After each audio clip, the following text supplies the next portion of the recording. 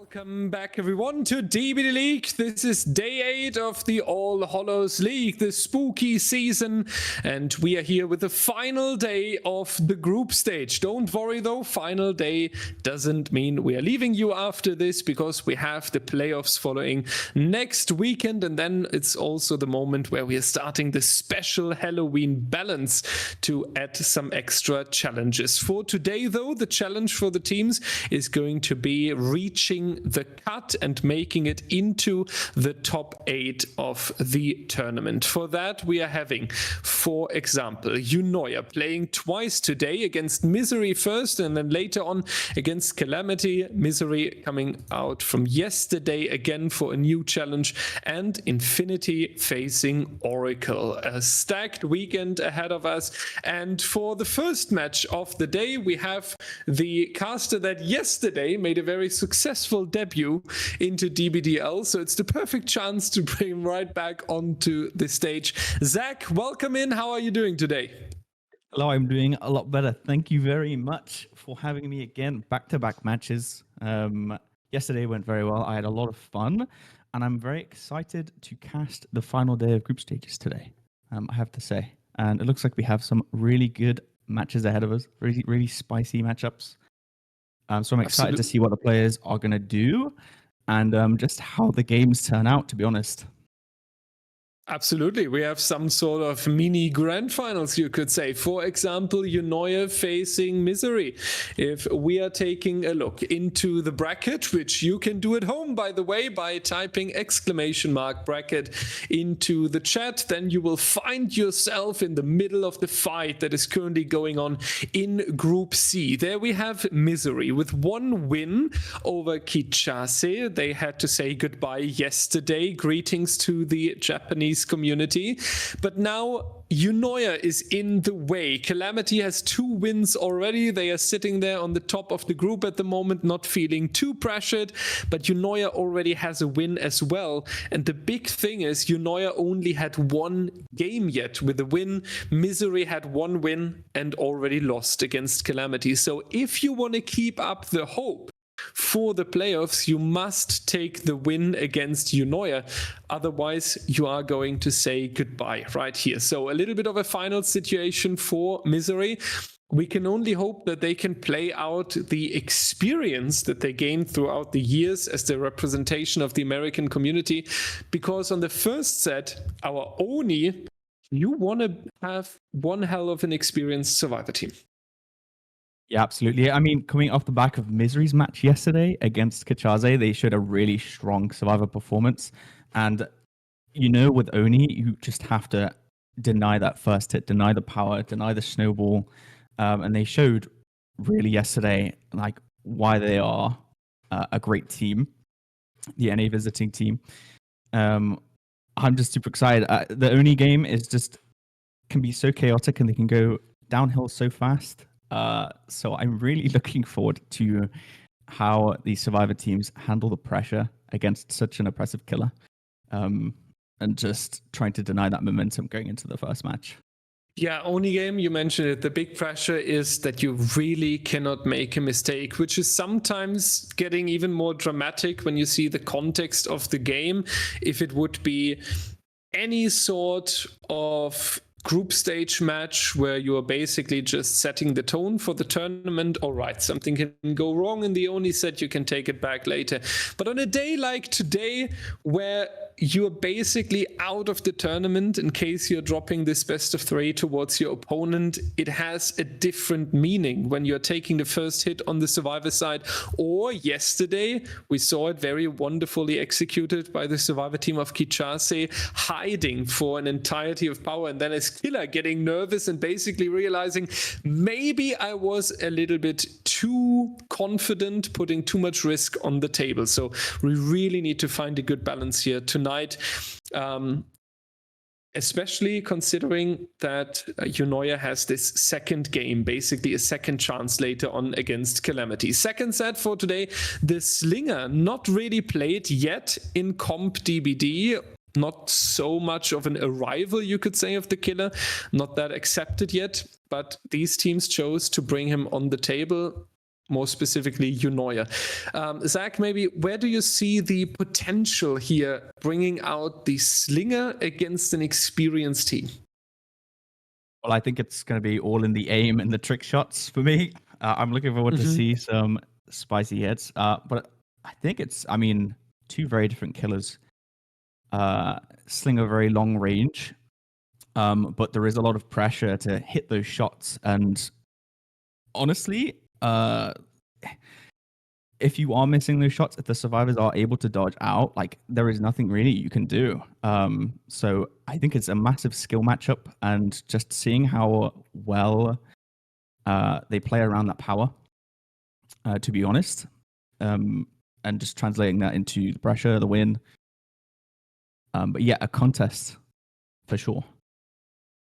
Maybe even the contest of the snipe shots. Yeah, we have seen that these slingers, when they are putting something surprising like crazy snipes or something around a little hole in a main building, little holes in the shack, anything like that, if you have this little bit of advantage based on the knowledge and a survivor is going down much sooner than expected, you become really dangerous on the side of the slinger, and this can sometimes lead into completely dominating the match from early on. Of course, we heard it yesterday from Prion as well. The longer a killer is in the pool and the longer he has been practiced, there's more and more counterplay and awareness on the survivor side. But so far, since the Slinger is not too famous in DBDL, there is still the chance that Eunoia really cooked something special, and we don't know the map yet. So maybe we are going to load in and we will see something very crazy that is all surprising us.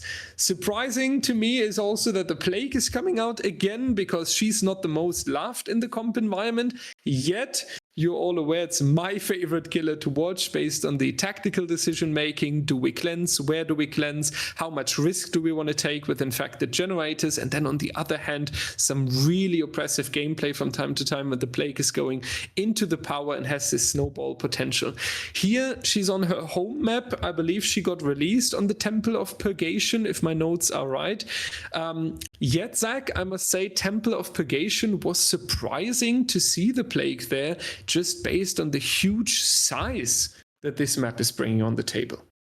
Yeah, and lots of things to get in the way of her power too. So gonna really need to make decisions well to try and just get that power across the map, spread it, apply the pressure. And yeah, with the fountains so spread apart, if they play around those cleansers very well, they can really disrupt the playstyle of this Plague. So yeah, we'll see. I think in terms of the map, especially for the first two matches, it could go either way based on what we see. If we get a small map for the Oni game, he's able to traverse the map quickly with his power. If we get a long map, then they're able to wait out the power easily. Slinger, like you said, with the holes in the map, the knowledge making the difference in some of the plays.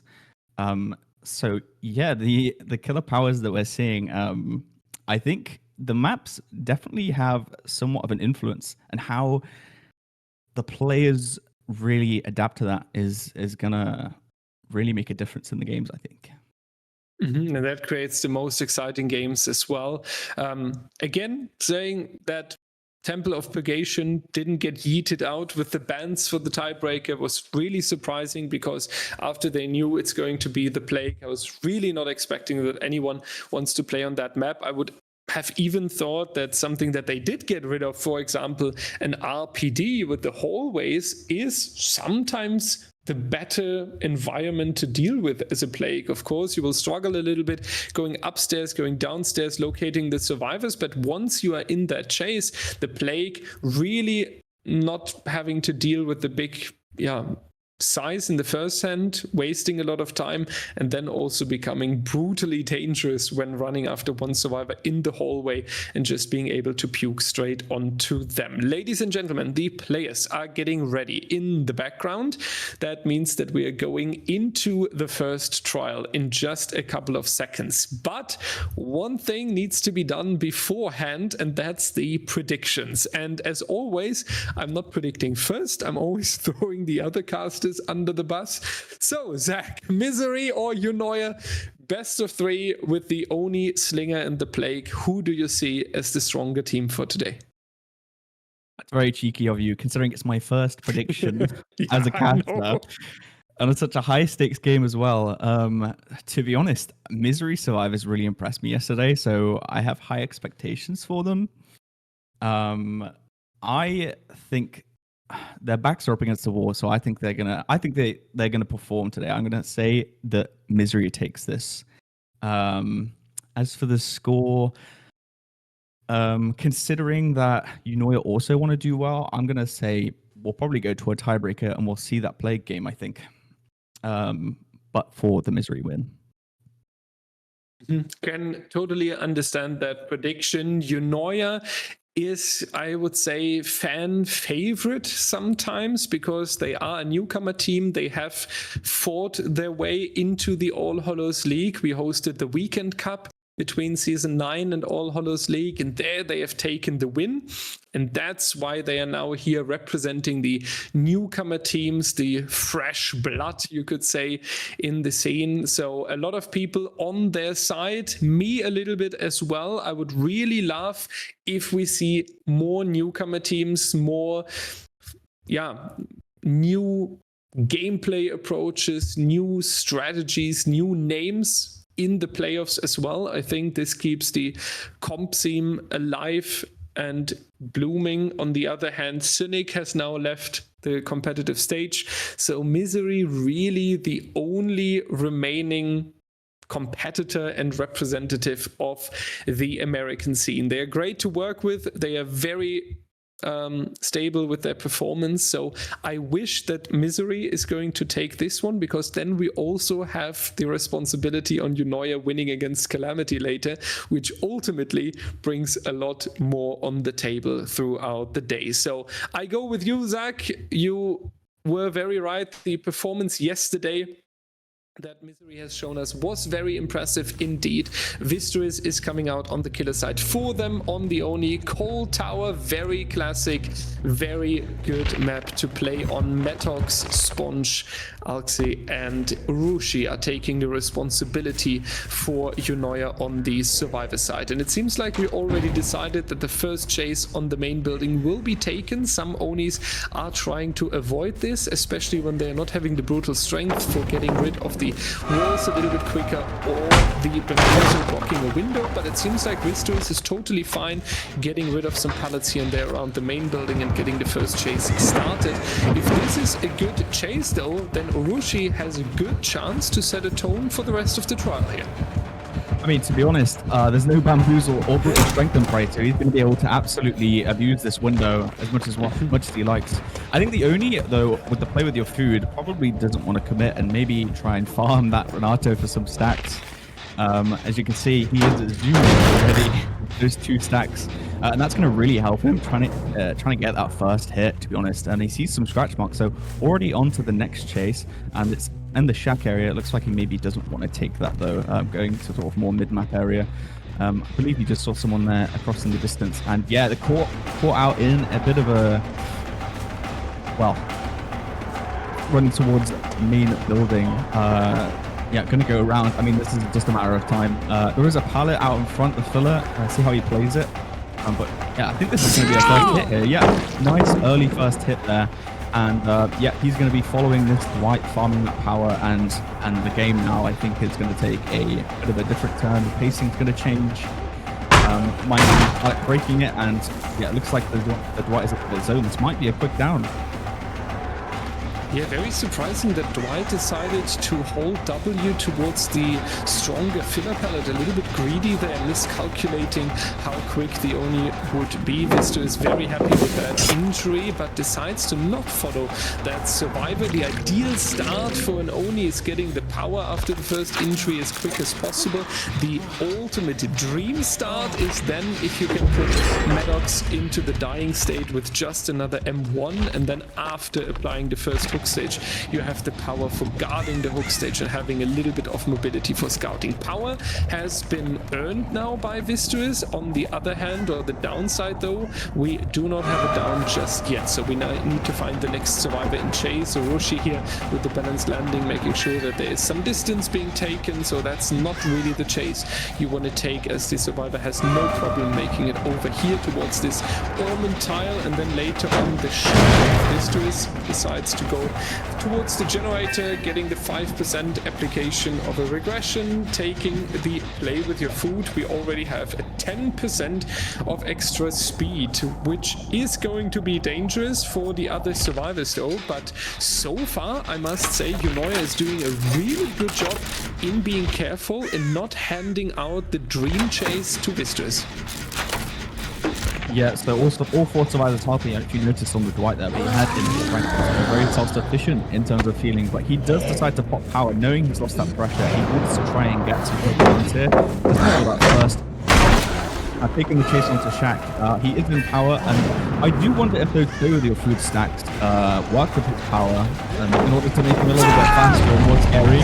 But, oh my goodness, insane flick there onto the Dwight. Is he going to try and... Oh my god, okay, so that's massive. That is 2 down, and you see the 3rd survivor.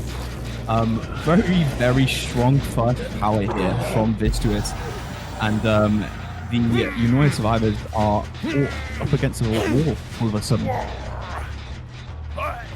Yeah, remember what you said in the campfire earlier, Zach? You said an Oni trial can pretty quickly go down the hill, and I feel like that Eunoia, when listening to this campfire chat later, will say, yeah, that describes a little bit the situation that we are currently in. Metox and Alxir on the ground at the moment. Very unfortunate turn for Eunoia. They kept it safe, they showed the awareness to leave the generators early, not showing themselves in a good location where the Oni would like to chase, but then ultimately getting punished. Therefore, even more important that they are now getting the quick rescue on the survivor that was hooked in the basement, making sure that additional injuries are not going to come out and that the Oni doesn't have the chance even to guard 2 individual hook stages with power, which is now being earned back though, so we have mobility once more, same as the 1-hit potential. And Sponge 1v1 seems to be the next target of the Oni, not in the best location here, and that means that he's going to be put onto the floor as he was overpeaking on this edge over here while trying to keep the track of the Oni. 3rd hook stage coming in now. Pretty good work by Vistuis. Now you can really feel like the Oni is getting started, the Oni is warmed up, and the survivor team will need a strong mid-game to counter that. Yeah, you see the Dwight is still injured. Not using that in the strength is going to be huge for the Oni, because he's going to be used up the power and he's going to be able to just completely continue to farm it. A bit of a snowball, to be honest. I think the survivors probably need to play it a bit slower, try and regain their composure after that very shaky little moment there. They pops power as he sees someone over at Shaq. Now, a few resources have been used in this area, so not the safest place to take chase. And we'll see how he plays the inside, and it is going to be a down onto the Renato, and that might be another basement hook. It is. I mean, Vistuis doing really well to keep the pressure on the survivors as he goes down towards the hook. See if he can catch an unhooker. Going to leave the Renato on the floor, and he doesn't see anyone, so he might opt to go and conserve that power and get that hook, which it looks like he is going to do.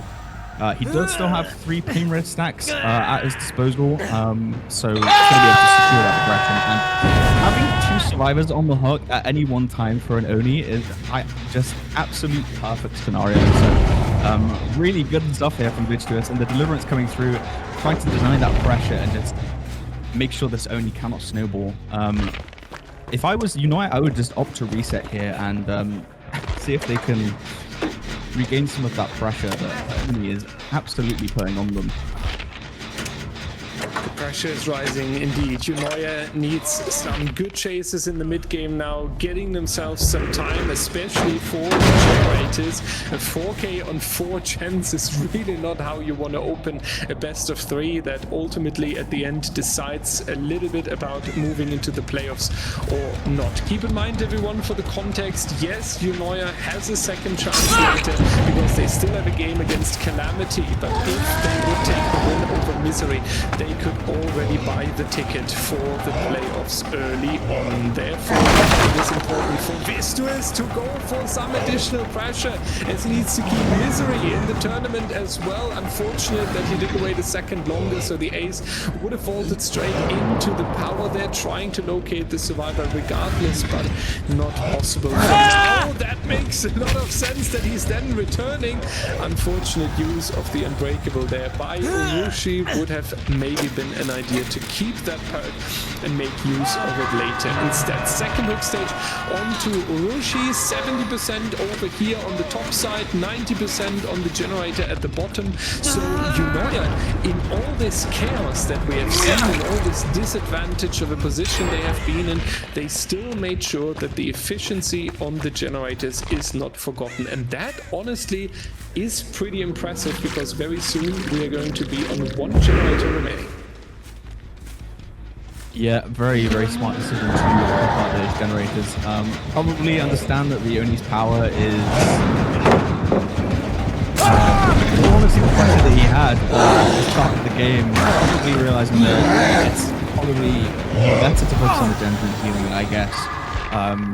Knowing that the map is full of his power, he's going to be able to have a constant stream of pressure. So getting these gens out, trying to salvage the situation, very smart. See his stuffing again, power gets the quick down onto the Dwight there. He's going to be hovering around this main building. Survivor comes through and his power's popped. Trying to go for that unhooking Survivor, I believe it is the Renato here on this edge map around the main building. Yep, so follow him around. Looks like it's going to be a down.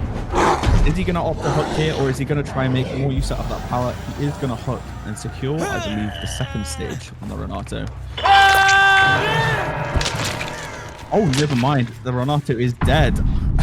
So that is going to be devastating for the survivors. 2 gens remaining, 3 survivors alive, and a lot of blood on the map for this Oni team. We see 50% on the 4th generator there.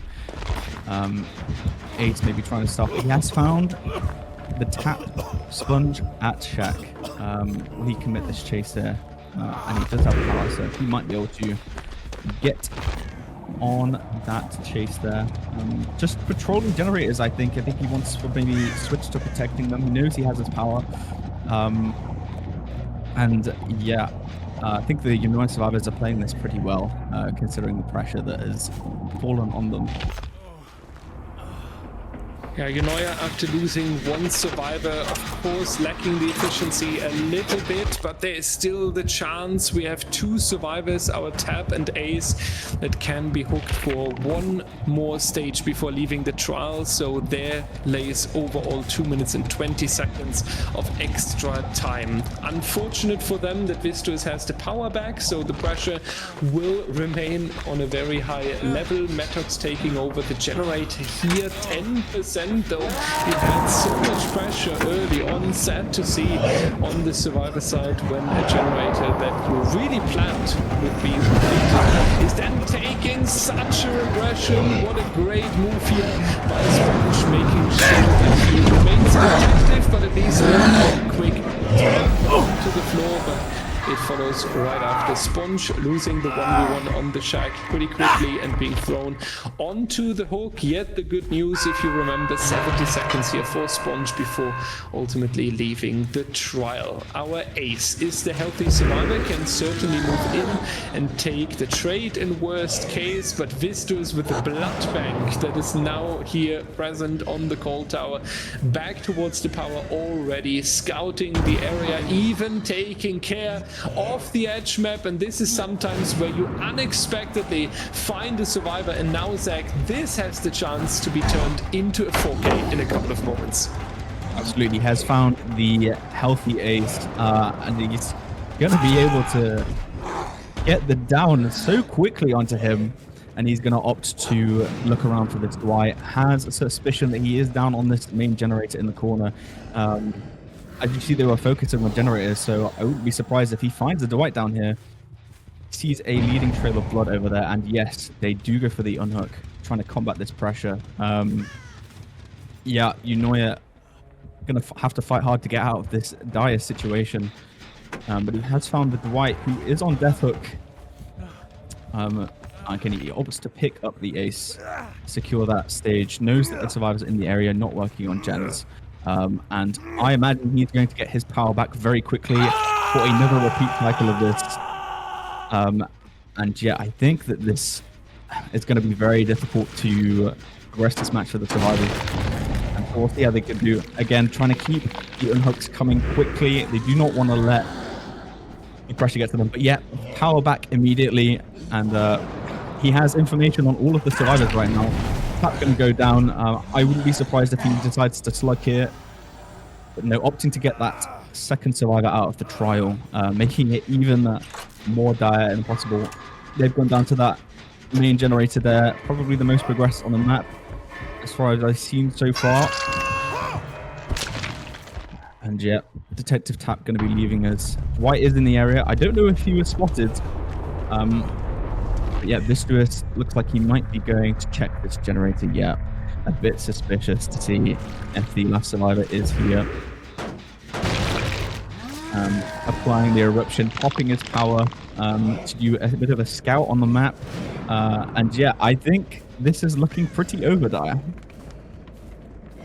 Yeah, pretty over indeed. It would be so good if Eunoia could somehow bump out generator number 4, because that would mean that Misery is not able to ignore a 3-gen in the upcoming trial. But if it would be the 4K2, 40% over here is not looking too good. If it's going to be a 4K with 2 gens remaining, then this is pretty big for Misery, because they would only need 4 generators. That means that you can either ignore the typical 3-gen that spawns in the main building and right left of the main building, or sometimes we have a difficult 3-gen here on the bottom side next to the shack and the dead zones, so that's going to be difficult as well. For everyone who isn't too familiar with the rules, Metox, in case they would have escaped through the hatch, would have certainly earned some style points and a plus rep for the Steam profile, but the escape through the hatch would be otherwise ignored, because to make a hatch escape or the exit gates count, you need to get all the generators done beforehand. Otherwise, any escape is ignored and it's still scored as a 12 hook on 4 individual survivors. This was recently introduced to reduce the RNG that sometimes happened when 2 killers 4K'd the survivor team, then one last standing survivor gets very nice exit gate, the other one doesn't. It felt unfair if a tie is broken that way. So this is a little bit of an excursus into the rule logic here in this tournament. Yeah, tough task for team Eunoia in the upcoming trial. Not sure who they are going to send in as a killer. I would guess that Urushi has to take it based on his experience. Misery definitely feeling very great. They basically continue the run that we have seen yesterday, so they are currently looking pretty strong when we are talking about reaching the playoffs. We are going to show you the rematch with the Oni on the call tower with Eunoia on the killer side right after this very short break.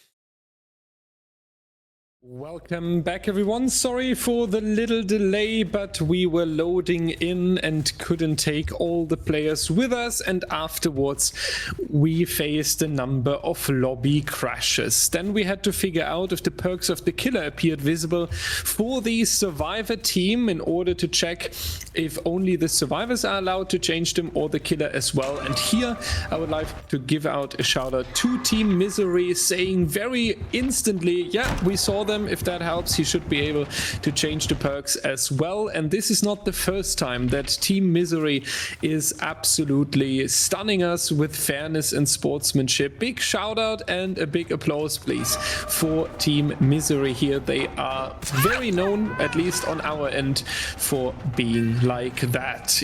That makes it even more unfortunate, though, that Cheese is not receiving the positive karma that they would deserve here, instead taking a first injury into the game relatively early. And on top of that, it's a play with your food stack, so Rushi basically got 2 advantages for himself. Yeah, so we're seeing a sort of similar start to the game as last time. First chase onto the obsession, getting the hit and the play with the food, which is going to help him translate into more health states, finding the ace, and that is going to be a hit. That value from that perk has done really well for last game and this game too. Securing such a strong early game and such an early power at 5 gems.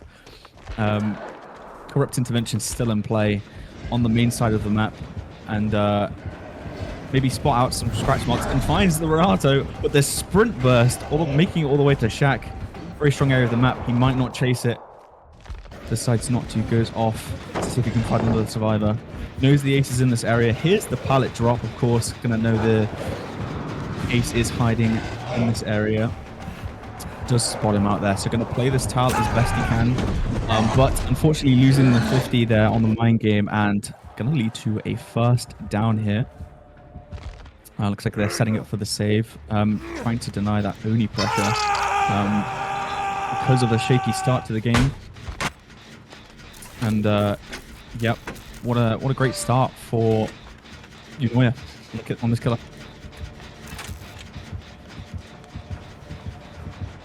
Oni now trying to extend the pressure towards the generator down here, realizing that there is a lot of progress already done, so you really want to stop them. Nice attempt there from the Oni when expecting that the survivor is going through the window, but Ducky is a step ahead, was expecting that, and therefore just going into the fake. Perfect sprint boost timing as well, making sure that he reaches the filler pallet. It's definitely not the strongest pallet, especially when we are talking about the classic ping difference between North America and Europe, but Ducky handled it safely and dropped the pallet as early as possible. Very nice awareness for the game situation that Misery really needs a good run here to make sure that the pressure on these generators are rising, because so far we are still on 5 gens, but as soon as I want to point that out positively for Team Eunoia, Misery is already ready to strike, giving us the reply that these generators might look good as a number down there in the hut, but Rushi shouldn't feel too safe. A second generator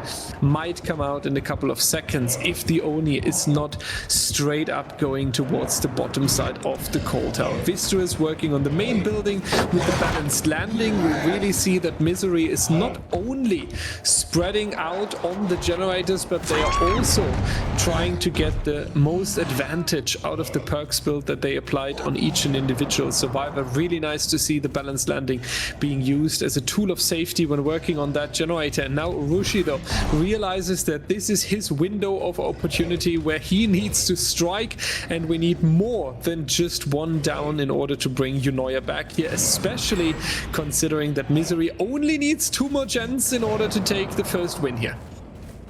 Of course, play into that win condition as well. I mean, the pressure difference from the first game, day and night here, so the pressure is on Arushi here to try and apply that pressure. He's going to opt to hook here, try and find that pain res to slow down the generators after realizing how fast they're moving. All survivors healthy, and this is going to be the first element of pressure. And yep, you hear a pain res go off in the distance there. But yeah, like you say, they're spreading the gens, they understand the win condition, and they're trying to just deny a win here, to be honest, and they're playing it really well.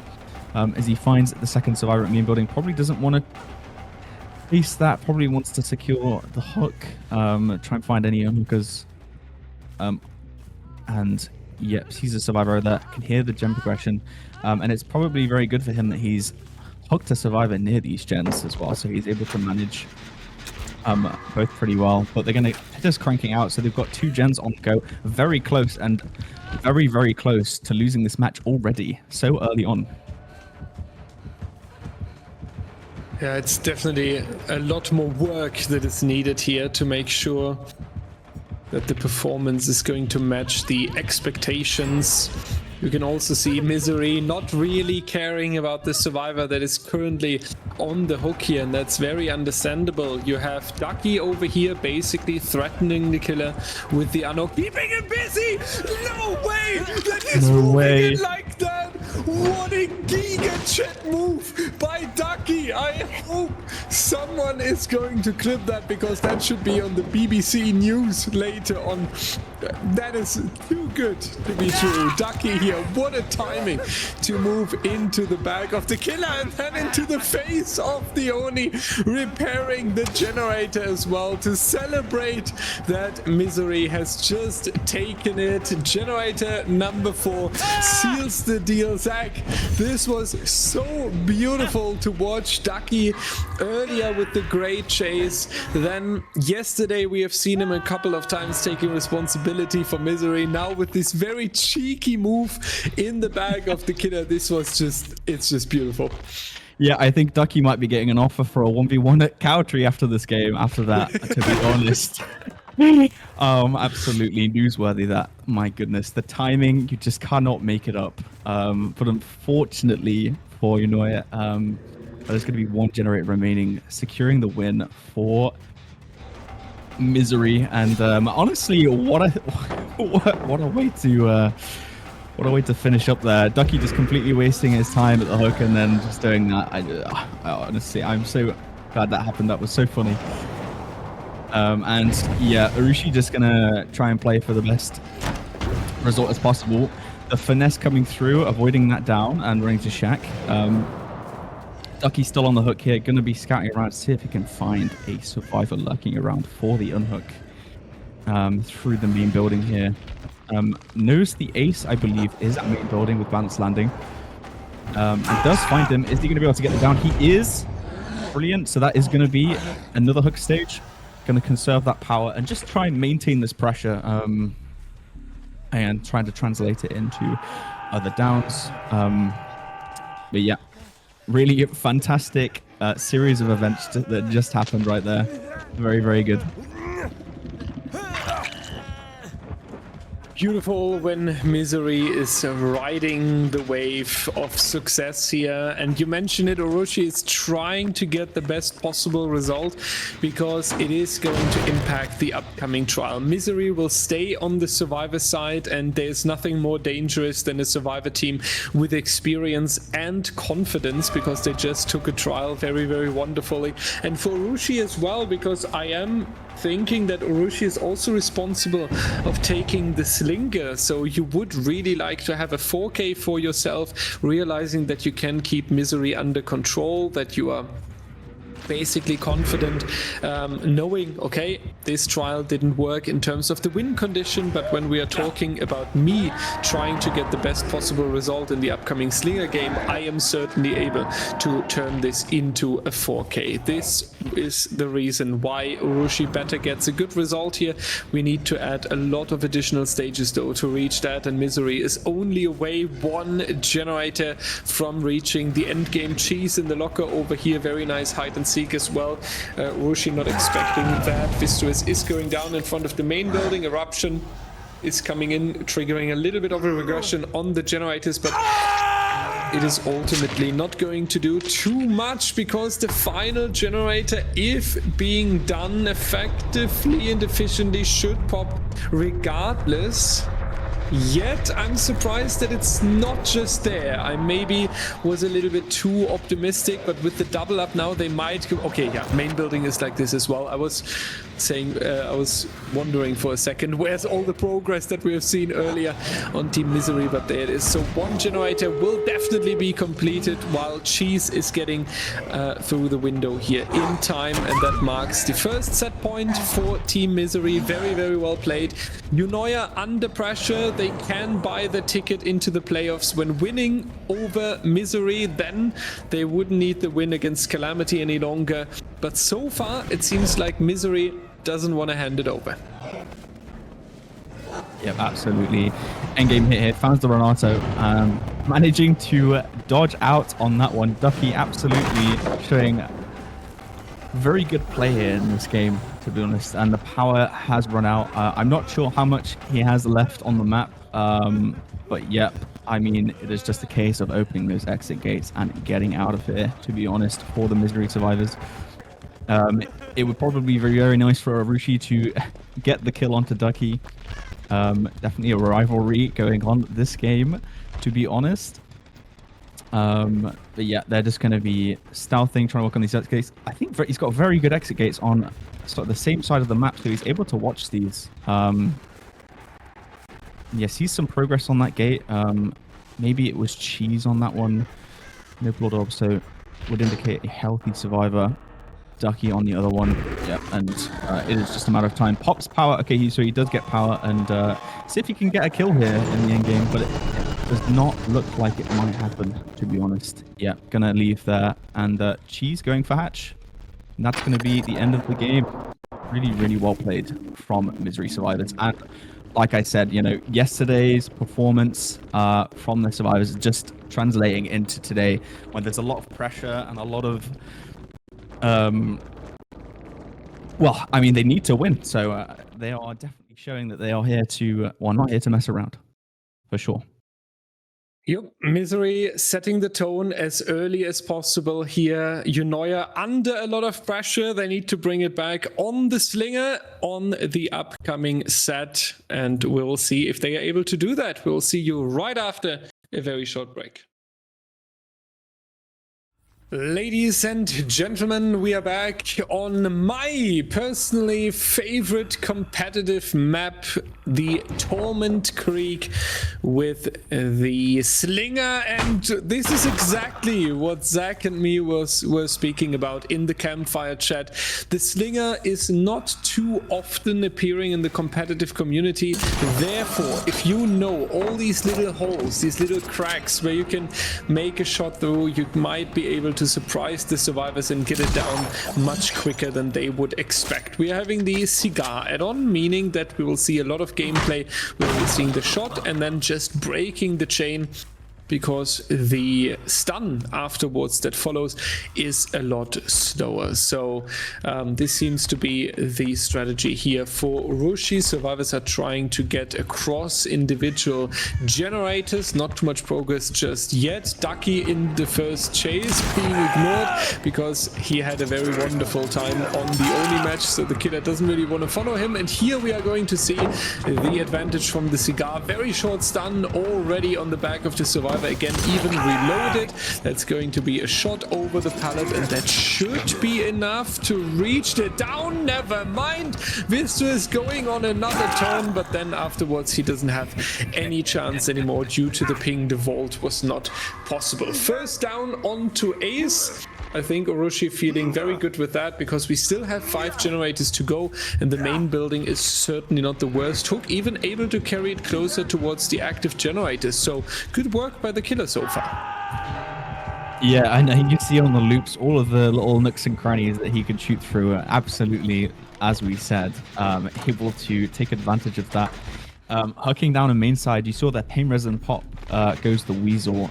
Double regression, very, very strong and impressive on the generator side. Going in for the unhook, that is the Deliverance Survivor. Going for that, and he sees the gen work. So I can apply that.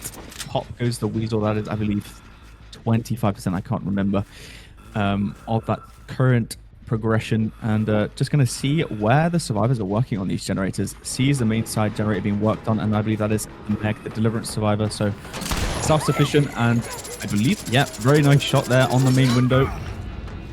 And yeah, going to continue this chase, try and get that second hook. and to keep on top of this pressure. I believe he's done very well to secure the second chase here, and very good game sense showcase from Urushi. And yeah, not going to be able to avoid that shot going down. And we saw the pain res hook down there. He might opt to go for the same one. And it does look like the case, yeah. So is the hook going to come through before the gen's done? And it does. No. Oh, that is really unlucky. And he does know about this gen, so he might opt to just hightail it straight for Shaq. Try and get that pop applied. But there is some good progress on the map. Doing very well, the Misery survivors, to apply that pressure. And he has kicked the gen with pop. So yeah, I mean, to be honest, we're going to start seeing some gens fly very soon. Still staying in the area. That Meg is waiting to use the deliverance, probably waiting for the killer to leave the area. And yeah, as he makes his way into the map to try and find the next chase. Yeah, Misery is sometimes a team where you're getting a little bit worried, because when you only look at the number down there, you would think, why are we still on 5 or 4 generators? But Misery is a team that really mastered this individual generator progression. They almost never double up, except they are under pressure or towards the end game trying to get the final generator out of the way, and then you are feeling quite good on the killer side, and then you're getting hit by 1, 2, 3 generators flying out of nowhere. Nice shot here by Urushi. Is their teammate who can move in last second to take the down? The answer is no. Ducky is going to be the next one on the hook, but we need to talk about, yeah, a few stages for Urushi and Team Eunoia here, but what they are not getting done so far is progressing the elimination of one survivor. Instead, we are having 3 individual survivors that are currently on the hook, so not really able to cut them into a 3v1 scenario anytime soon. That would regress the generator efficiency and how good the survivors overall can operate on these objectives. And this will be punishing for Urushi, because the killers, especially on the weaker or medium killers, where you have to put the Deathslinger in the competitive environment, you really want to make sure that you're getting one survivor out of the way as quick as possible. And this is a task that Urushi is unfortunately not able to execute yet. Yeah, and the map is quite large, so whenever he's taking chase, they can just run him away from the hook, and maybe probably just trying to decide to be efficient on these chases, not trying to avoid. The whiff onto the Meg has found the delivered survivor who he hooked previously, so he might have found a potential tunnel out.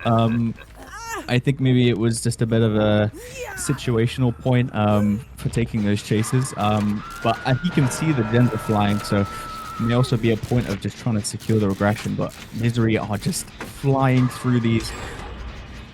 That is the 3rd gen completed, 4th 50%, and there could be more on the map. Trying to get the value from the pop red. The hawk is the weasel. And yeah, back to this main building. They seem to be taking chases quite a lot at main. Very good place to chase, I suppose, because of all those gaps in the main building. Go back to this hook. He sees someone on the hill, I believe, going for the unhook. Is he going to choose to go for the Meg? I believe so, yeah. So he wants this survivor out of the game. Probably realized what you said, Dyer, maybe heard you when you said that he wasn't securing the tunnel out, that he does want to get this Meg out of the game, and managed to get the shot over the shoulder of the ace. Absolute pinpoint shot. Maybe a Counter-Strike player, who knows. And yeah, gonna get this first kill. There is a lot of progression as we score, so may not affect the survivors too much, but we'll see. He does have that pop active now, so gonna try and find that generator that's being worked on the main building, but it looks like Ducky might be waiting for him to arrive so he can pop it in his face. I don't know, who knows, compared to last game. But yeah, and he does pop that. Finds the Zarina on the edge map. Injured survivor, so hopefully able to get a quick down here. Trying to play this window for the shot. And yeah, she's playing this really well. This loop here, pretty safe, and Becky there lurking around. Oh my goodness, that's going to be a second tag. So 200 survivors. This might end up snowballing for the Deathslinger if he can manage to snowball that. Oh, the plot twist over there from Ducky in the corner. I seriously hope he gets found there. That would be so hilarious. But yeah, working on his final chance. That is the last pain red stack, I believe. No, still got one more.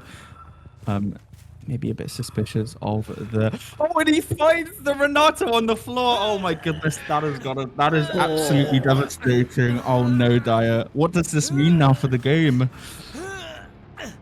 Yeah, this is. I was worried when I saw it because Ducky really didn't take a lot of time to move out of the area. You just talked about the snowball that is possible because these two survivors were so close together, and moving away for 10-12 meters and then pulling your plot twist is really not the safest approach to getting a recovery done. This means that now we are talking about a very likely 4K, and this 4K kinda happened out of nowhere.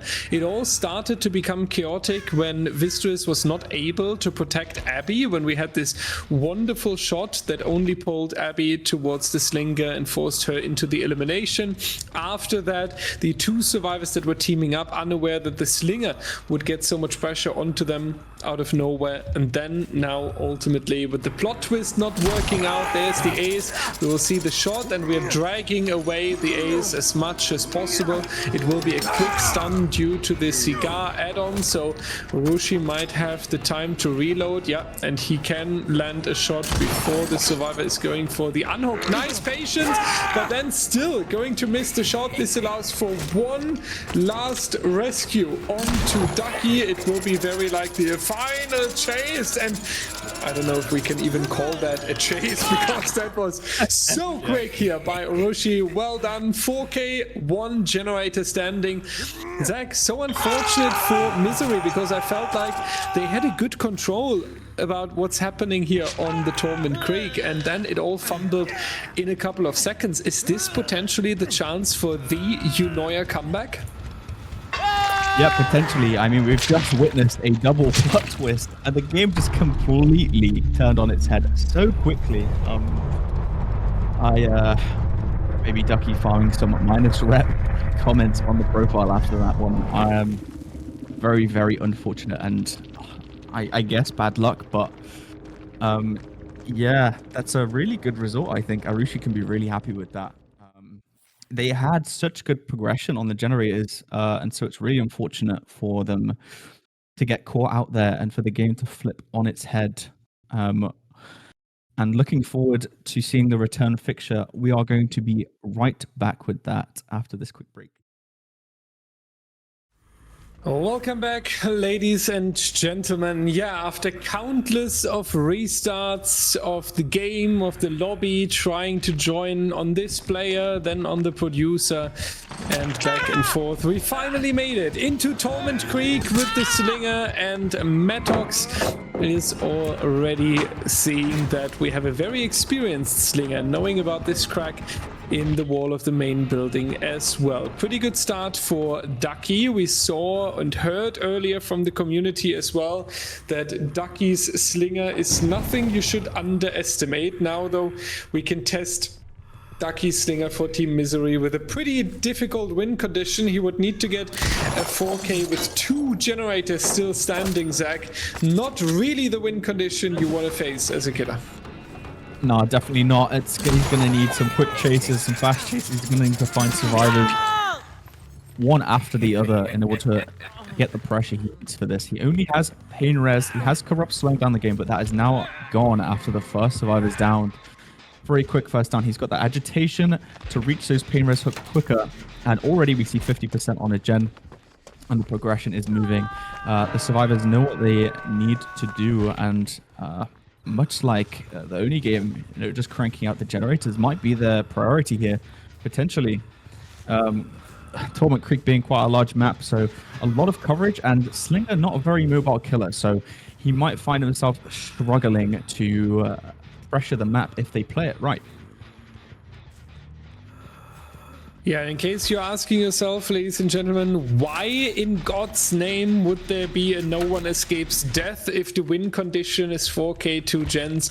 Well, the teams have to hand in their perk builds before, so you cannot play too much of the win condition or take advantage from knowing the result to make it a little bit more fair. And when you are taking a know it, you basically take the risk that your survivor team is delivering in that set. They need to have some outs in order that know it is going to come in clutch. Otherwise, you pretty much play with only 3 perks, at least when we're talking about the win condition. And this is going to be a pretty quick one on to Steve as well. Good for Eunoia that Metox made it into the shack, because that could have been really punishing right there. Yeah, absolutely. He wants this Steve out of the game as fast as possible to try and get that win condition. And fortunately for him, the down did happen at the hook, so he was able to get a quick hook and immediately chase after that Stave. See where he ran. It looks like it was towards main. Breaking that cow tree pallet off in the distance, you can see he's just trying to pressure around the map. And yeah. What an insane shot. What did I just watch? What is that? Ducky coming in with his slinger skills right there. That was insane. Oh my goodness. Probably the best shot on Slinger I have ever seen, ladies and gentlemen. Gonna kick that and notices the Renato used deliverance. They're gonna come back up to see if he can catch where this Renato ran off to. Getting information on the other survivors as well, so he can hopefully translate it into some other chases. Steve stealthing at Harvester, knowing he is in danger, and it looks like the Slinger might have found... Oh, no, he doesn't. Manages to stealth just right there. Not letting the Slinger snowball the tunnel out. They probably understand that it is the best way for them to secure the generators being done. But he has found the Steve here, right by main. Going to use that Champion of Light to hinder the killer, and it looks like there's not really much to work with. And he is committing this chase yet, so going to waste as much time as possible running to the edge map in this setting. Every second counts. And the gens are popping in the background. Already at 2 gens remaining and 1 final one about to be completed. So this game is moving very fast, and the survivors do understand that this is what they need to do. Managing to deny that pressure off the unhooked and crank out these generators just shows amazing communication from the Eunoia survivors. And yeah, another insane shot. Yeah. Dropping the item, I think maybe that was a mistake right there from Sponge. Unfortunate there. And to be honest, this might lead to something quite bad for the game. 1 person on hook, 1 slugged. Still 4 survivors alive though. And he does find... Who is this? This is the Renato injured. A lot of pressure off the back of that down, to be honest. Gonna go back to that hooked area. And yeah, Dire, this game seems to have turned on its head pretty quickly. Yeah, the difficulty is Eunoia definitely got themselves the tie on the Slinger set, so we will need set number 3. But what you would really like to have is moving into set number 3 with a 1-1 distribution of the set points. If we are simply having a tie on the Slinger, it will still be 1-0 for Misery, and then you are still under pressure taking at least 2 sets back to back with a win. So you really want to make sure that generator number 5 is being completed, yet with all these little mistakes that were coming out on the survivor side, it really doesn't look too good in that regard. Alcy is also not able over here to run this pallet for a significant amount of time. 20% down here in Raiden's generator, 25% onto the shack, so also nothing significant where you would say if the Slinger is now taking a chase with the wrong survivor and being busy for a little bit, then this generator is coming 100% into the completion. So it is rough for Eunoia. They might have dropped the opportunity right there. Regardless, they will go into set number 3. That's secured, but they will need to see, or they will need to show us something very crazy. Some mid-game chase that is really impressive here, that is forcing a long delay of the next down. Raiden and Sponge, though, will face the difficulty that they are injured. Both survivors currently not looking like they're going for a reset, and if they would go for a reset first, then the team member on the hook is very likely going into the second stage. So it's understandable that they prioritize the generator here in the shack, hoping that the slinger is maybe busy guarding the area around the hooked survivor, or that they can make any move with the next survivor in chase. 60% roundabout on the shack now, while our ace is just vibing here on the hook. Slinger made it over here and thinks that the survivor that was working on it is hiding in the basement. Little bit of a time loss for Ducky. Raiden moved over here into the cornfield. Unfortunate for Eunoia now, though, that this survivor moved into second stage, because if Ducky is able to eliminate the second survivor, then it's really good night for Eunoia. Yeah, absolutely. And to be honest, good decision making there to have one survivor go for the reset with the medkit and the other person to save, and just in combination with that time loss at shack there, they've been able to get back on their feet to see if they can push out the slash generator. It is doable. It is not over. But yeah, very, very difficult situation. Just going to be patrolling these generators. Does not want that last one to be completed. Understands probably the rough position of the survivors, and so is just going to play to that knowledge. Finds Raiden here at this pallet gym, and it's going to commit to this chase. Does get the hit there. Will this lead to a down? I think it might. And he does. He hits him over the pallet. And he's going to opt to slug now. Going to try and check on that last generator. And they do notice. But he does opt to pick here. So yeah, pressure right there. Understands that they are down there. So we'll see what Ducky can do with that information. Hooked to the other side of the map, so they're going to have to wrap around and try and avoid this slinger. But he does have a hill here, so he's going to try and use it for information. See scratch marks into this structure here. Going to find the second survivor. This is really bad. I would imagine the Claudette is sprinting for that unhook right now. And hopefully this ace can try and get a significant chase. Goes up on the hill, drops into main. And yeah, this chase happening around this generator. Realizes he's taking too long here and opts to maybe transition back to that hook. Similar situation to the loyalty game with the two generators on either side of the map. Killer. Oh my god, gets the down onto the ace. This is huge. That is going to be the second survivor dead. Oh, but doesn't opt to hook. Wants to go back and check that generator. Does he make this in time? It is a very long way away. It is going to, I think, be very close. They might get this, to be honest. They need to commit. They need to commit. They don't they have need a to commit choice. this. Yeah, I think it's enough, to be honest. I think it's enough. I think they are going to pop this last generator. Wow. And wow. This is the second photo finish that we have. And I am like, this is literally the second photo finish. It's crazy what we see. My heart is beating right now, guys. That was insane.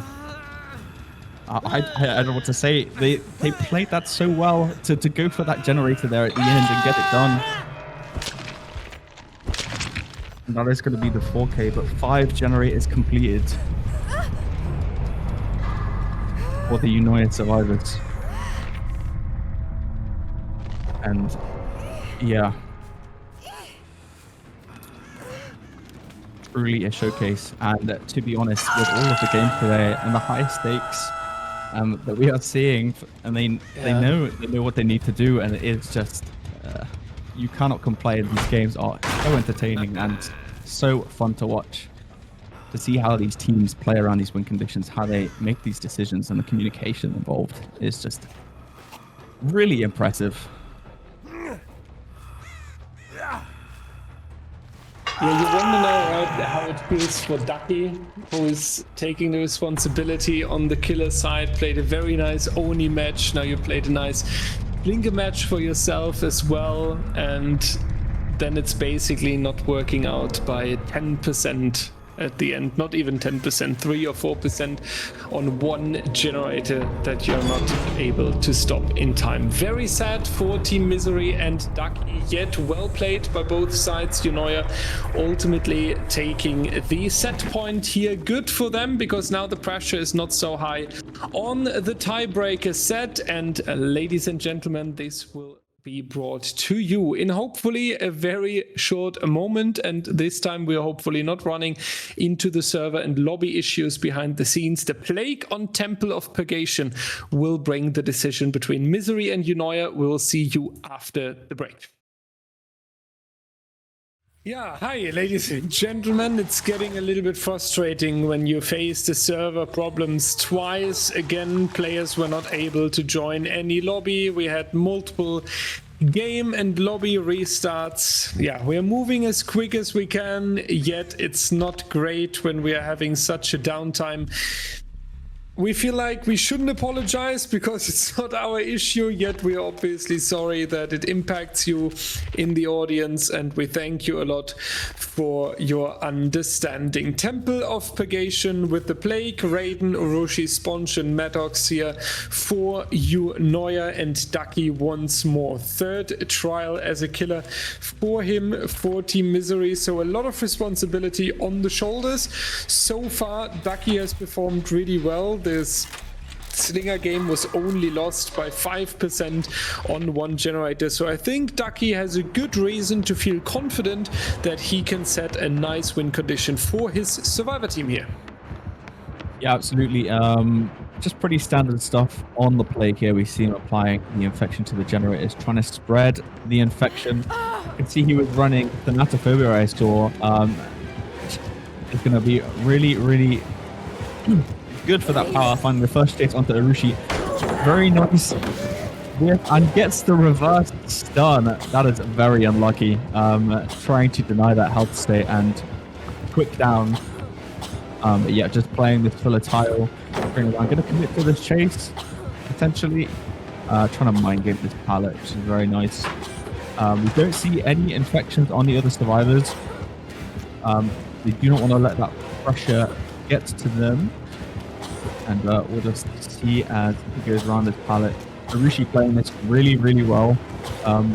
Able to chain those two loops into each other. And opting to go for the infection instead of the hit there. The first generator pops. 2 generators popped before Corrupt Intervention is up, I believe. Really insane stuff. The game is moving very quickly. And then what an insane first chase from Urushi here, Dyer. And of course, as I say that, he goes down. Welcome to your first caster curse, Zach. Now you know how it feels when you're responsible for downing a player, basically. Very unfortunate here for Urushi. Ducky, though, really needed that down, because we were just talking about it. You want to make sure that Misery is going to be in a nice position for their survivor game in the final trial of this best of 3. So Ducky has the responsibility to really put them in a good situation. But when we are looking at what happened so far on the temple, we only have 1 infection on 1 survivor. 3 survivors are completely ignoring the Plague's power for now. They don't need to be worried about being broken, and we won't see a lot of extra infections except interacting with infected objects, as Ducky is now realizing that a lot more pressure is needed and therefore grabbing the power. Usually, from experience from the past, whenever the Plague is picking the power out of panic, it is almost a little bit too late already, because usually you really want to make sure that you're picking the power when you are confident that this will either be some sort of snowball, or because you have infected everyone and then you are basically saying, okay, now it's time to strike. But picking it in a position of disadvantage and having the mindset of now I really need some quick downs is usually telling you that something in this game is not going at all as the killer tried to plan it. Difficult pallet to puke around because of the high stone wall that is available for the survivor here. And you want to make sure that you're not getting stunned, and Ducky is not able to prevent that, so he lost his power back to just puking on the survivors. Normally, yeah, an infection is great, but this costed so much additional pressure as well. And Urushi doing a good work here on the TNL, should be able to reach the vault, but decides to instead go for the run towards the locker here, picked out of it. Ducky getting another hook stage, but so far it really looks like Eunoia is taking a dominant performance. Two gens pop there as you say that, and just really proving the point that pressure currently that is on Ducky right now to get this game moving faster. And of course the no infections at the very start there meant that he got absolutely no value from his pucks, and a long chase, no pain res, and so the survivor's doing an amazing job to combat this power and killer. We see the unhook come onto Urushi very fast. They just want to close out this game. And what do you do if you're Ducky here? I guess you try and secure the tunnel out to try and slow down that last generator. You can see 3 infections currently applied, so starting to sort of claw back a little bit. Taking a chase onto Shaka. I don't know if you want to do this though, because this is an extremely safe loop for the survivor. And using the power there actually to secure the down. Never mind, not safe at all. Very well there. Might try and opt for a pain res hook. Knows that those 3 survivors are probably trying to get that last gen done. No 4 stacks of Thanatophobia though, so the gen slowdown is not going to be applied. So he's going to really hope that there is no... Yeah, so you hear the scream in the distance, and it is that gen very close by. So he might be able to... He might be able to pressure the survivors here. They're in the area and sees the Nancy, the tunnel, but going to go for the Claudette. Probably opting to try and get more pain resonance on the map as they chase around. The live use there to continue the chase, prolong it around main. And you hear the progression on multiple gens actually. The one that the Claudette just ran past. Doing really well to play this main loop very well. And the last gen is done. That is 5 generators completed. 3 stages on the map at the minute. And wow, you know it, survivors are not messing around. Understand the stakes. Gonna get the down, that fresh hook onto the Lara. And I can see the gate being worked on over there in the distance. I think it was Renato. But they might just opt to take the 3 men out here and leave Metox behind. We'll see. Yeah, I would definitely say they should leave her behind. Metox has 1 hook stage actually from the previous trial, so it's just 2 more that are being added here. We're talking overall about 5 stages if this survivor is going to die on hook, and I think this is something you can definitely take any day of the week. 5 stages on 2 individual survivors as well, so as soon as your killer is reaching 5 stages on 3 or 4 survivors, you're already taking the win. Congratulations to the survivor team of Eunoia, putting themselves and their killer in such a good position. And we are obviously trying to set the trials up a lot quicker now. Let's hope that the current bug and the server issue are not striking again. So to make the break a little bit shorter, we'll just yap during it. A little bit of analyzing going on since we are reaching the final trial now. Maybe let's start with the win condition here, Zach. Basically, survivors of misery cannot hand out more than a kill and 1 additional stage. Pretty difficult. You almost need a perfect survivor game because you most of the time have 1 down in the end game anyway that can already lead into 3 stages. So how do you play this now on the side of misery? Are you trying to sneak? Are you trying to strike on the generators whenever they are not infected, whenever the plague is not in the area, some sort of hide and seek? Or do you try to make it an ultra aggressive trial? Yes, I mean, they can take it either way. Cranking out those generators. I mean, the It's very hard, to be honest. A very, very difficult hurdle here with this win condition. I mean, Plague, of course, is very, very good at applying pressure. As you see there, it can go downhill very fast if you don't get that quick down. I think, yeah, we'll have to see, to be honest. Very, very difficult situation for the Misery survivors. We'll see if Arushi can combat that. Yeah, to be honest, I'm struggling to see a way out from Misery. I'll be honest. They might just have to greed it. To be honest, forget about cleansing. Just try and get those generators done, and just hope that they have long chases. Yeah, it's a little bit misery that they are currently facing there on the survivor side now. We see them joining in now. Cheese, Abby, Ducky, and Vistruis. And it seems like, ladies and gentlemen, I don't want to jinx it, but it seems like we are free from the bug. And then we can also operate very quickly here in DBDL. So let's hope this is staying up. But yeah, what you said is true, right? Like, even if you would go into this hide and seek mode, trying to not catch an infection, you are basically giving time to the killer, and perfectly playing this hide and seek all the time is going to be difficult. So some sort of risk, some sort of greed is almost needed on the survivor side.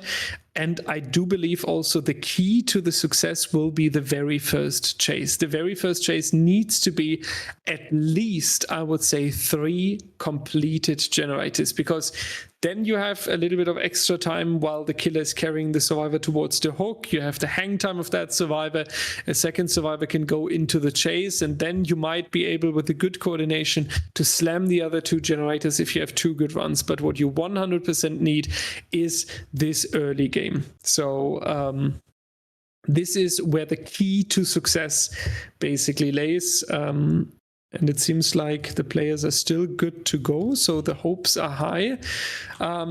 Maybe talking about the map for a second. Temple of Purgation, pretty great map for the survivors, I would say. So there's definitely the chance for Misery to make something happen.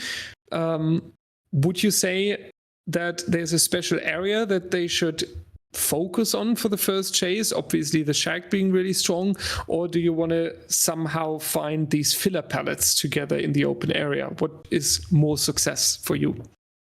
For me, the filler pallets are very high loops, so it's very hard for the Plague to apply the infection. Of course, when you vomit on the pallet and it's pulled down, that is applied. I mean, to be honest, there's a lot of options for the chase, to be honest, and it's all very, very close together. You see the 2 loops that Arushi was using at the start of that first chase, and he was able to really get a lot of value out of them, even getting a few pallet stuns onto the Plague, buying a lot of time. I think they have a lot of options, which is really quite fortunate, especially when you're up against such a difficult win condition. So I think they definitely have a lot of resources for this first chase. But of course, the survivors may opt to choose. It just, I guess, it depends the way they want to play it, and also the RNG. Yeah, RNG can sometimes be an important factor, and usually we're saying in Common DBD, when you're already in the disadvantage, then you on top of that get unlucky as well.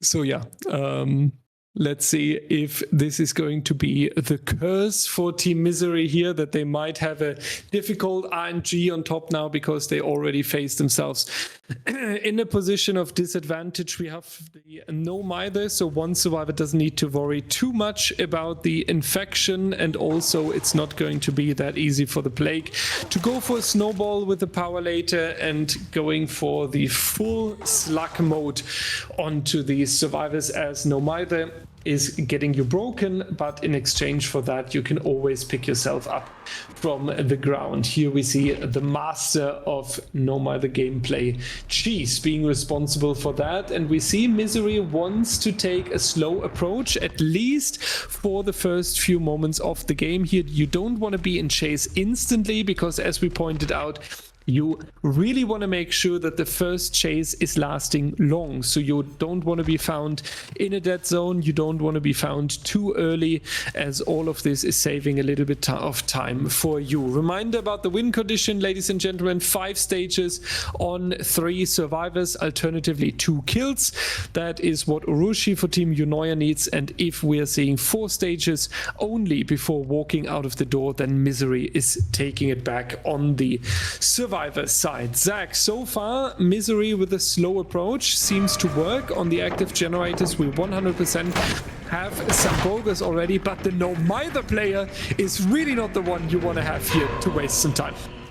Absolutely, and immediately grabbing power after realizing who he's found, trying to get this first down straight away. You can see they've started to work on the generators. But yeah, the slow approach, I mean, you don't have to have a long chase if no chases are found, to be honest, but unlucky very getting mind game there, and the first down's going to come down. Correct intervention over, and yep, Urushi applying that pressure to them already. We talked about the long chase that was needed. Unfortunately, that is not going to cut it, unfortunately. So we'll just see how the game progresses from here. The Grim Embrace going to come through, and Meg setting up for the save, I believe, for Deliverance player. And found another chase already, and the power is still active. But yeah, as I said, a high loop here. Very hard to get the hit on to the survivors. But yeah, as they say, that he gets hit, of course. And the Blood Favor as well coming in clutch. And this quick down, oh, this is looking horrible. This is not what Misery need right now. 2 quick downs, 2 quick hooks, and still at 5 generators. This guy is looking like a disaster. Yeah, disaster is a good word to describe this. Everything that we basically said is needed. The long chase in the early game, a little bit of luck needed as well to turn such a difficult win condition. All of that is not happening. Cheese, unfortunately, the no mither survivor, was instantly found in the first chase. Afterwards, difficult chase for Ducky as well with the power. So we are now seeing 2 injured survivors and 2 hook stages already, meaning that we are already talking about halftime almost, as Urushi can live with 5 stages on 3 individual survivors. Cheese being found here again will reach the pallet. Urushi happily chasing this survivor, though. It would not only be hook stage number 3, it would also mean that with the next hook stage onto Cheese, this survivor is being eliminated from the trial, and this survivor team has to play with 3 survivors only. Trying to loop the shack here, valuable resource. Urushi trying to get the survivor with the double vault, not going to be successful with that. Cheese is reading that, back and forth again, trying to force the double vault on the survivor side, but when in doubt, you just want to hold W to waste the biggest amount of time possible, and that's what Cheese is doing very wonderful right here. Urushi winning the mind game almost, but then a few centimeters missing to go for the hit, but Cheese then over peaking on the pallet. I was about to say maybe there's the chance now to turn it into a long chase, but now we have the down right here. Abby is being puked on as well, and Urushi has the time to also, in fact, Vistus even going for the M1, because that should be enough time until Cheese can pick up himself. Yeah, and the Blood Favor reactivates there, so he's going to be able to hopefully get a quick down again here. And finds the Renato crouching around the corner. No corner tech for you, unfortunately, getting that 3rd hook. And yeah, I mean, it's just going downhill. They really need a long chase, and they cannot let any survivors. They need a perfect game from this point onwards. But Urushi can just play to the win condition and just camp this. I mean, they've got 2 generators done now, so there is some pressure on the map. We have the name of the survivor injured, and the 2 infections. One just went through on one of the survivors, and so the Blood Favor has activated. Sees them running over to this tower here, and yeah, I mean, Urushi playing amazingly well to just get these chases quickly. Not to do the gens, but he is finding them way too quickly, and the more pressure he puts on them, the worse it is. And yeah, I do not see a way out for Misery here, to be honest, Gaia. This is really sad to see. Yeah, it's very rough. Eunoia has put themselves in a very, very good spot with the survival performance in the previous trial. Urushi is an experienced killer who will just take the benefit and the advantage out of that, and therefore Misery would need an absolute miracle here to somehow turn that into a win for themselves. This is going to be, however, hook stage number 5, and let me tell you, ladies and gentlemen, this is hook stage number 5 on 3 different survivors that we have so far, and that means we are having the win.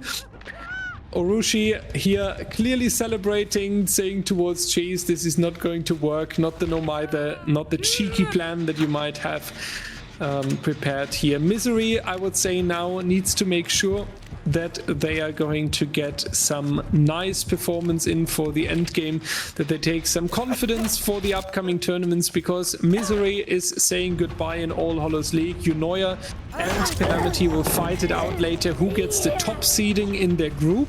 That is still a very important match, because you certainly have some bracket advantage when you are finishing in your group as number 1, but for Misery it's not going to be possible anymore to make it into the main stage, and this means that together with Cynic being out of the tournament as well, we do not have any American team remaining in the All Hallows League. They are all gone. It's going to be the fight of the European teams. That is pretty sad, actually. The American community has to train a bit harder. Yeah, and it is really nice to have a different dynamic of teams in the tournament. I mean, with Katache, I think that's how you say that name, the strategies that they brought into their games, it was really interesting to see, and it was just very nice to have the different regions coming together to play tournaments together, and really entertaining to watch as well, to just see all of the different strategies come through, all the unique styles of play. Yeah, I have to agree with you. It's quite sad. To be honest, I hope to see in future tournaments a bigger dynamic of different regions coming into play for the event. But yeah, ultimately, of course, it is unfortunately the case that Misery will be leaving the tournament after this game. But to be honest, I cannot complain at the games we've had. They've put on such an amazing performance. A few funny moments, a lot of competitiveness, and even if the loss does come through, they put up an amazing fight at just showing like what they can do in these situations. Yeah, Misery definitely lived up to their name. This is 100% what we can sign here. The fans can be proud. Misery played good games throughout the AHL, put some pressure on the stronger teams. At the end, when we are talking about it, we had 5% on the Slinger game that were missing, because then we would talk about Eunoia just taking their first set point, and we would go back to the Slinger if they would have been able to manage the tie there. And then here in this game as well, a couple of factors coming together. So, of course, it is not a reason for Misery to feel really bad, but on the other hand, it is even harder to handle when you're dropping from a tournament with such a close difference, right? When you really feel that your opponent was not that far ahead of you. It's just a couple of hook stages, a couple of unfortunate events. Abby guiding the team member out of the trial. Vistra is dying. Congratulations to Team Eunoia, making sure that they are moving into the playoffs of the All Hallows League. They are going to fight later on with Calamity, who's taking the main seeding and the advantage, and who has to go a little bit with an extra challenge. Talking about challenge is also our upcoming game between Infinity and Oracle.